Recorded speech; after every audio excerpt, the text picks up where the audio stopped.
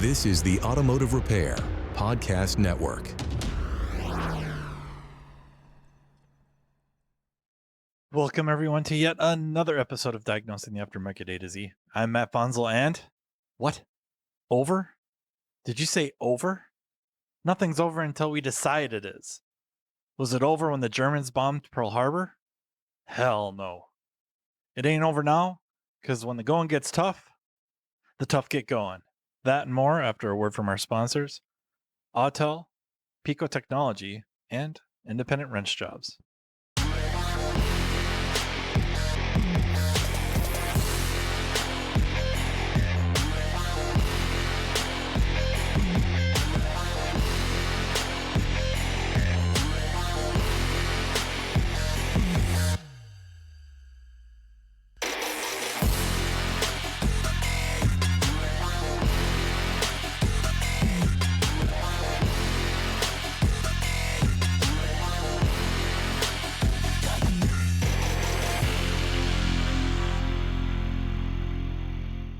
This episode of Diagnosing the Aftermarket A to Z is brought to you by Autel. Autel is a global developer and manufacturer of award-winning professional automotive diagnostic tools and service equipment, trusted by technicians, educators, and shop owners across North America. With diagnostics at their core, Autel's real-world solutions support repair workflows ranging from full-system vehicle diagnostics to servicing the most advanced automotive technologies. What sets Autel North America apart is the team behind the tools. Dedicated experts across sales, training, and technical support, each bringing deep, hands-on experience supporting professional technicians. When questions arise, you're working with people who understand the vehicles, the procedures, and the real-world demands of modern repair. Whether diagnosing complex drivability concerns, servicing TPMS systems, validating repairs, or working with ADAS and advanced safety technologies, Autel tools are engineered to support accurate, efficient repairs in strict accordance with OEM procedures and standards. To learn more about Autel and their diagnostic solutions, visit autel.com, AUTEL.com. Ever feel like you've got to play politics just to get fed? One guy gets the gravy, you get the garbage, and then the ad says, great culture. Independent Wrench Jobs is a new, tech-only community to help you find better independent shops. Fair dispatch, steady work, real leadership. No games. Start with the free salary survey for your city, shop-by-shop pay, perks, and benefits before you waste another interview.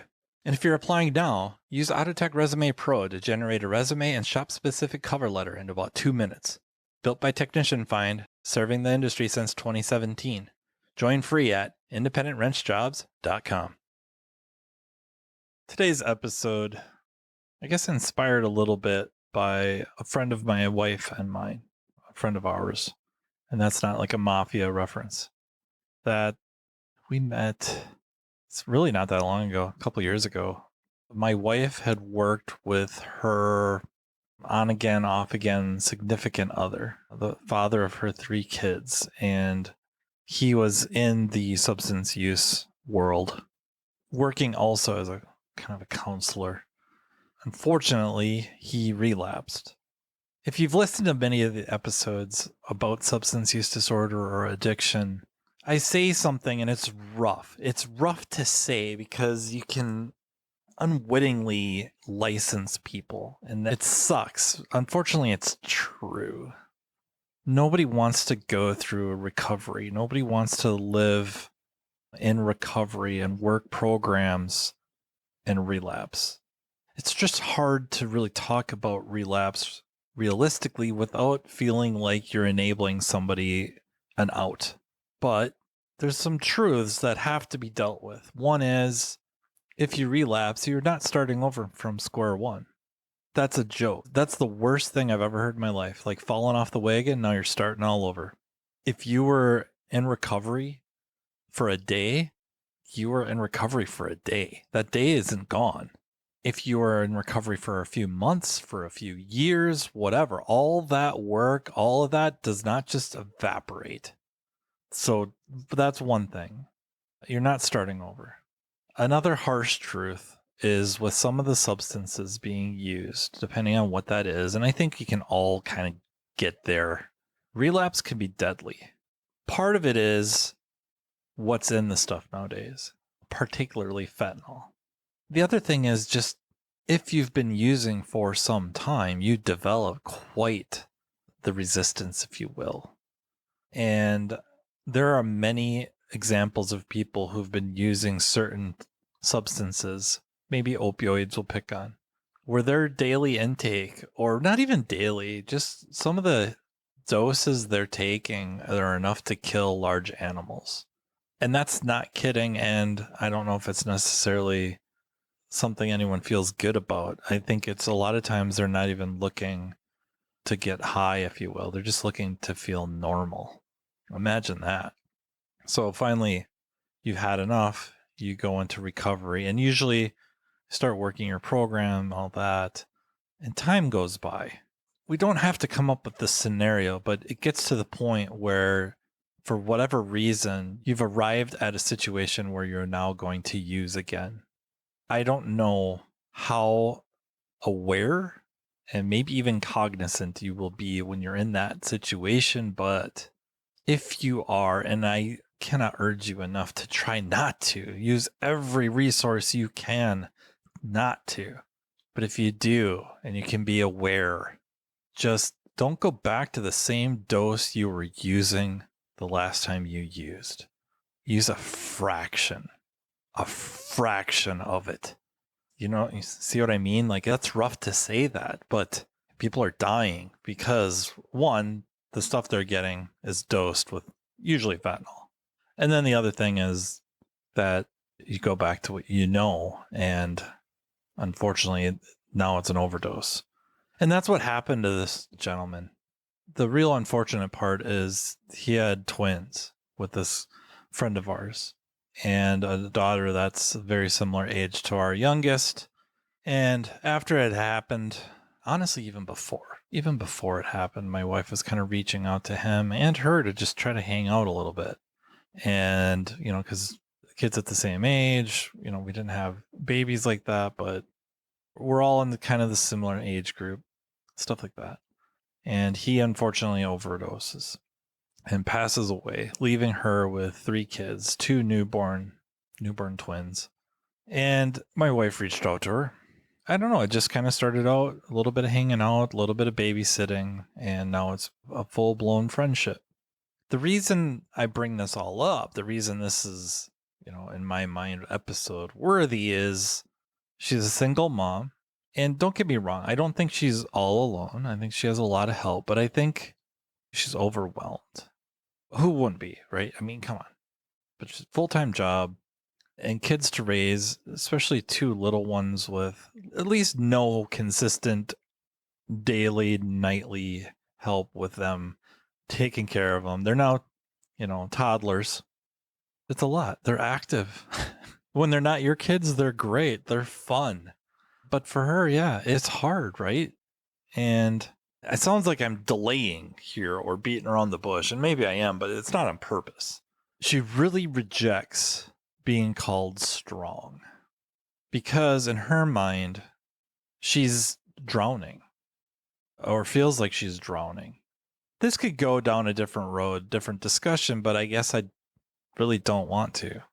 That would be a much better conversation to have with Margaret or even Danielle on that. We could go down that road at a different time. I want to focus on this perception of strength in her mind when she's told she's so strong. Being reassured and rejecting it is this idea that being strong is having it all together. Being strong is being able to do all the things. I can't disagree more. It doesn't have to be a contest. It doesn't have to be we talk about the trauma Olympics. This isn't so much that, but this is almost like the definition Olympics of what defines strong. In her case, she feels somebody would be able to spin all the plates, keep them all spinning, keep everybody happy, pay the bills, work, get by on a few hours of sleep, and have some sort of a social life. Get out there and some, I guess, self-care time, which I don't discount. That's extremely important, but you got to be able to afford it. Her chosen self-care and is golf and something that she and my wife and I go do regularly, or I guess semi-regularly. That takes money. It takes time, right? 9 holes still takes some time. And you got the gear and the greens fees and all that, and it adds up. It can be a stressor. But I find people that hold on by their fingertips strong, like insanely strong. I mean, there's a movie, kind of. Big surprise. This just popped into my head. I wish I had this better fleshed out. But there's a movie with Kevin Costner and Ashton Kutcher called The Guardian. It's about rescue swimmers in Alaska I thought initially when I watched it, I thought it was with the PJs, but it's really the Coast Guard rescue swimmers. And there's just a scene where Ashton Kutcher's just like a superstar swimmer. He was going to go to college for swimming, maybe even the Olympics, and life events happen. I don't want to give away the plot, but he goes into the Coast Guard to become a rescue swimmer, where the Kevin Costner character, who is generally accepted as the greatest ever, who holds many, many records in the Coast Guard for swimming and whatnot, for rescue swimmer training. These records are being destroyed by Ashton Kutcher's character, and he's got a little bit of a ego and chip on his shoulder. Understandably, young. He's sitting at the local hangout, a bar, and the bartender, owner of the bar, older lady, who has a really brilliant monologue, if you will, about getting old.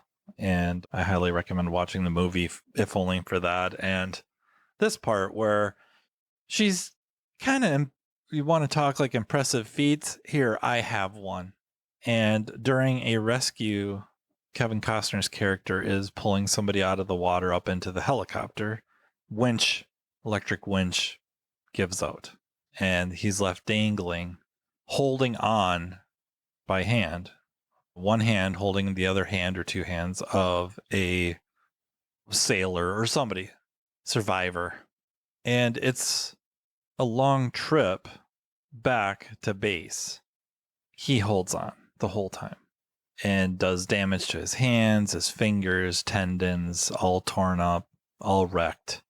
He held on through all that pain. Was that strong? I mean, that sounds pretty freaking strong. Just gritting through it. I understand this. It's a fictitious situation. Maybe it's based off an actual event, or loosely based or slightly exaggerated. I don't know. It's not unrealistic, I guess. People do some amazing things. So is that strong to hold on through all of it? To keep going? Or would strong have been not only hold on, but then kind of, I don't know, wind your hand up in that braided cable until you ended up close enough to the helicopter entrance or the side door, to lift that person in? That would have been pretty strong too. Physically strong. Holding on's nothing either. That's strength and will and all the things. In life, if you're holding on, just not willing to give up, and just keep doing what you need to do to keep as many of the plates spinning as you can, is that not strong too? I think it is. I don't think it has to be more strong, or whoever just powers through and they keep everything spinning with little to no effort. Like, that's just, it ain't no thing. They just do it. Well, that can be strong too.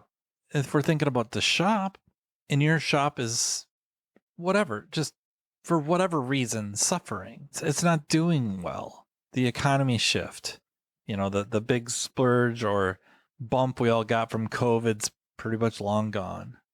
You're just trying to figure it out, but doing what you need to do to keep things going, keep the doors open, keep the employees fed, if you will, keep the paychecks clearing and, paying your bills too, like just eking it out.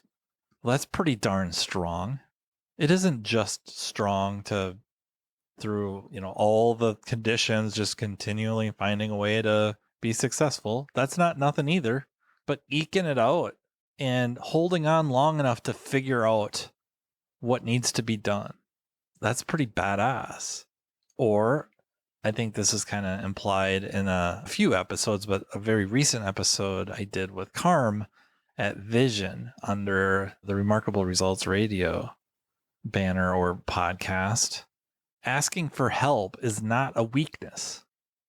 In many, many cases, especially in our profession, but I think most, I guess I was going to say male dominated, but I don't think it matters. I think it's just people have a hard time asking for help in general, regardless of the type of help, because they don't want to show weakness. They think it's weak.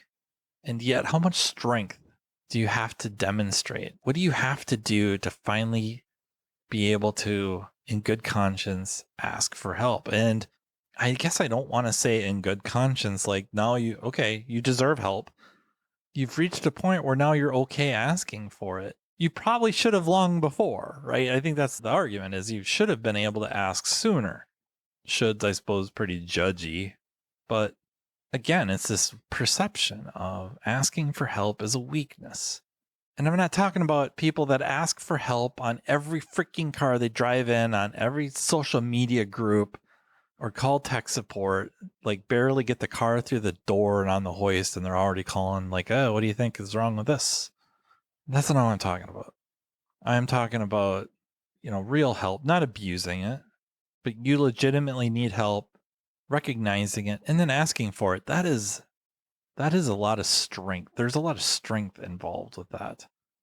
The whole point of all this is just this perception of what's strong. And for somebody who is, I think, categorically strong and just able to endure and kind of do what needs to be done, that's a lot of strength involved. And to not be able to hear it or accept it or want to hear it or believe it, to me, is a way of a misdefinition of what it means to be strong. And I also see it in our profession when it comes to help with the business. It's not doing well. And asking for help. Again, I don't know if I necessarily mean just like reaching out to the masses, but arranging for real help. And again, that might be, in some cases, the masses, the groups, the professional groups, but also just other friends, shop owners, coaches, even your own people. Having a meeting and asking your people, like, hey, I'm looking for ideas, because they're not dumb either, right? They know what the schedule looks like, or they can tell by your demeanor. Sometimes asking them, maybe they got some terrific ideas. And it's back to everybody working together to achieve that common goal of, I presume, maximizing ethical profit. And in turn, the shop, I would like to believe, I could be full of it, is going to try to benefit the employees as much as it can, regardless of what everyone else is doing around them. That's not what dictates what they do. They're going to do as much as they can. And that might be way more than everybody else.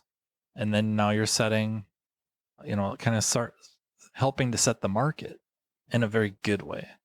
And same with the employees or technical specialists or mechanical specialists, not just asking a coworker, which I guess I don't want to sound dismissive of, but asking for help on, I don't understand how to do this.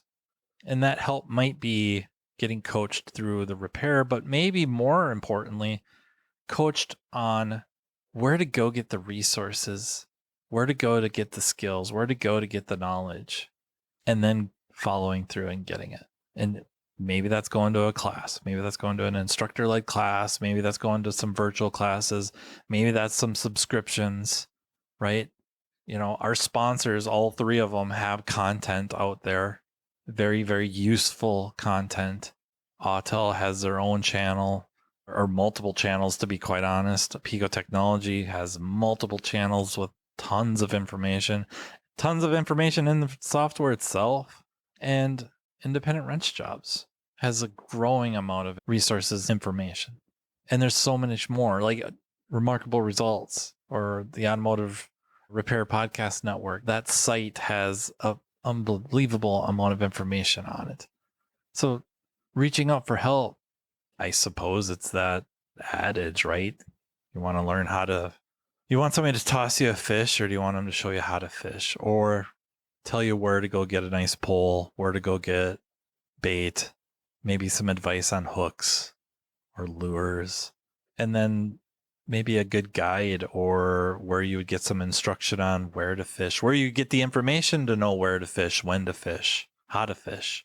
If you're going to go after this type in this stream, well, then you really need to be fly fishing. But if you're going to go here and want this type of fish and you're going to be trolling, then you better should be using this type of a pole and this kind of a technique and all this. And, don't do any snagging or whatever. Or in this case, you got to go noodle. I don't know. You know what I mean? Like, do you want to know how so that next time you can do it on your own and you have information to pass on to someone down the road that needs it? Or do you want somebody to just get you through and keep getting you through? The real strength is asking for that help and able to accept it the way it comes, right? And doing something about it. So I hope you get what I'm saying. I guess I'd like to say give credit where credit's due. And a lot of times that means you need to give yourself some credit and recognize when it is due. That there are times you really can kind of pat yourself on the back, or I don't know, at least smile on the inside. Like, I'm weathering this storm. I'm going to come out on the other end okay. Maybe a little worse for wear, but I'm going to make it. Or more optimistic, depending on the situation. It doesn't always have to be so freaking dire. I hope you get a kick out of this. I hope you understand where I'm coming from. And I do sincerely hope that, you can give yourself credit where credit's due. It's great to give other people credit when it's due, and we should be almost anal about it. But also, don't hesitate to give yourself some credit, because I'm sure you deserve it. And I am getting a lot of messages about the Mount Rushmore stuff. It's crazy. Thank you. I'm glad you enjoy it. So maybe in closing, I will do another Mount Rushmore. I get it. This is an automotive podcast, but some of these Mount Rushmores aren't automotive related. This one I get. It has to do with my history of growing up on a farm and my grandparents owning a farm implement dealership. Namely, for this Mount Rushmore, the sales and service of outdoor forestry and garden equipment. Namely, well, I better not name them. Not yet. I've got multiple inquiries about what I think are the best chainsaws. My struggle with the question is, what do you mean by that? Are we talking about the manufacturers? Because if I have to go based off that, the makers, the manufacturers of the power equipment, I would have rattled off not too long ago Jonsrud, or some of you may say Jonsred, and if you're Swedish, you'd say Jensrud. Jonsrud, Husqvarna, Steel, and then Dolmar. I don't know that Jonsrud's really around anymore. I think it might technically be now called Red Max. I don't know if it's really around anymore. And honestly, when it got bought up by Electrolux AB and combined with Husqvarna, there really wasn't much difference between the two, other than color. Jonsrud being red and black, Husqvarna being orange, some of them orange and white, some of them orange and gray. Maybe I have to combine them. So it'd be definitely Husqvarna Steel. Dolmar was bought up by Makita, and I don't know if they even really make that saw anymore, those saws. And because we're with 4, and to keep Brian Pollock off my back, I have to put Echo on there. The reason I hesitate with Echo is my experience with Echo is extremely limited. The Echoes that we dealt with were from arborist companies or tree services that use the bucket saws or the arborist saws, the top handles, if you will. That's really all we saw. It really was. And so I have very, very little to compare to. And I do not know any loggers that use Echo. I don't. Maybe there are. I don't know any. Overwhelmingly, they're Husqvarna and Steel. At one time, Jonsrud, but really Husqvarna and Steel dominate. And then Dolmar was a heavy hitter back in the day. So that would be my 4 makers of chainsaws: Husqvarna, Steel, Echo, and then Dolmar / Makita.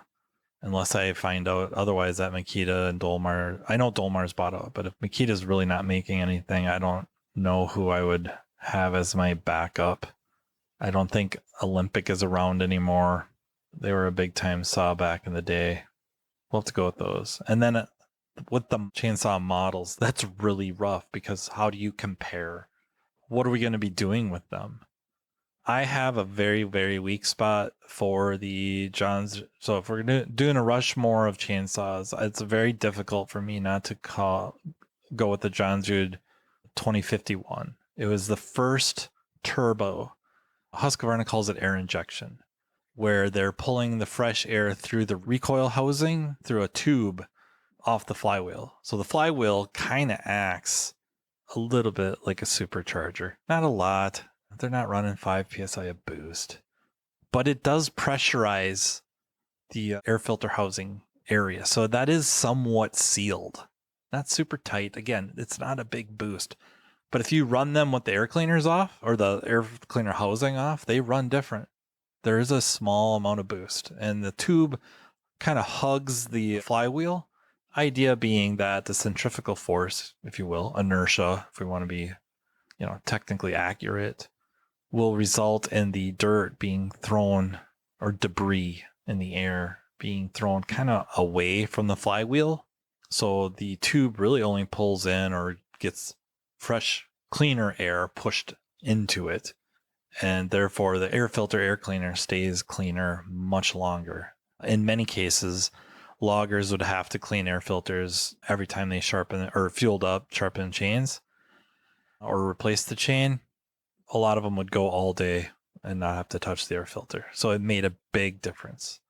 And that was really the first saw on the market that I know of that did it. I've heard rumors of like a Pioneer saw that did. I didn't see it. I don't know about it. That would be number one in my book. And also is the first chainsaw my grandparents gave me for helping out one summer, and the thing ripped. We used to cut wood with a coworker of my dad's. We burned wood for heat. He had a fireplace that they burned a fair bit of wood, but he had a little kind of a pull-on chainsaw, older, so it wasn't technically and also a rebadged Husqvarna or Johnsrud. And he wanted to try my saw out, and I had a very difficult time getting it back from him. After that, God dang it. I don't know if you've ever had a chance to run one, but that freaking Steel 500i, what the hell? That thing rips. That thing rips. It's fuel injected and all, and I get it. When stuff breaks, it's expensive. The saw itself is expensive. I think brand new off the shelf, they're like $1,400 for I don't even think it's 80 cc's. So you're plunking down a good chunk of change, but that thing rips. The power to weight ratio it's really, really insane. After that, man, I don't know how not to put on. It would have started out like the 372 XP Husqvarna, but now it's probably the 572. Again, the power to weight ratios are insane. It'll keep up with that 500i. If you do a little bit of massaging of things, it'll outcut it. A little bit of porting, nothing over the top. They scream. God, they scream.